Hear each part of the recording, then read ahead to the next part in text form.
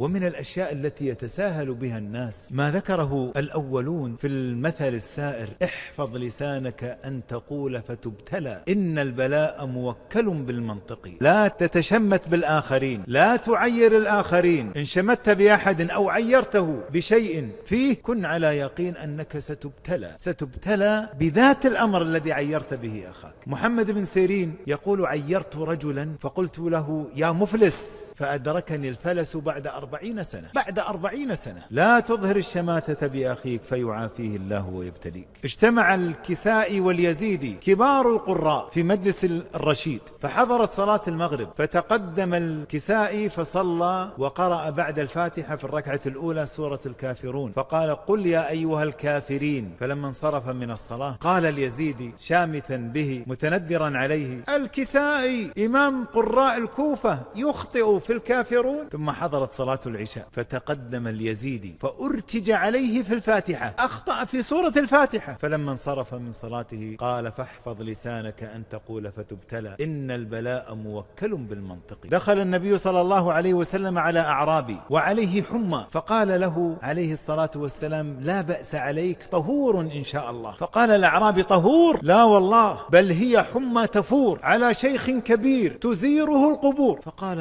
عليه الصلاة والسلام: فشأنك إذن؟ فمات. ذكر عبيد الجرهمي راوية العرب أنه مر على حي من قضاعة في طريق سفره، لا يعرفهم ولا يعرف بلدهم، فوجدهم يمشون خلف جنازة، فسار معهم خلف الجنازة. فلما وضعوا الجنازة واشتغلوا في لحدها ودفنها، رأى الجرهمي الذين حول الجنازة من أقاربه يتضاحكون ويتمايلون ولا يأبهون، فاعتزل عنهم قليلا وجلس واستعبر وبكى وردد بيتا لا يعرف من قائله: يبكي الغريب عليه ليس يعرفه، وذو قرابته في الحي مسرور. فدنا منه رجل فقال: يا أخ العرب، أتعرف الذي دفناه؟ قال: لا. قال: تعرف الذين حول قبره؟ قال: لا. قال: أتعرف قائل هذا البيت؟ قال: لا. قال: قائل هذا البيت هو الرجل الذي دفناه، والذين حول قبره قرابته. جر بلسانه هذا الواقع على نفسه، تشاءم وجر البلاء إلى نفسه بلسانه، قاله وهو حي. يعقوب عليه السلام لما أرسل يوسف مع إخوته قال: وأخاف أن يأكله الذئب، قالوا فأكله الذئب. وقال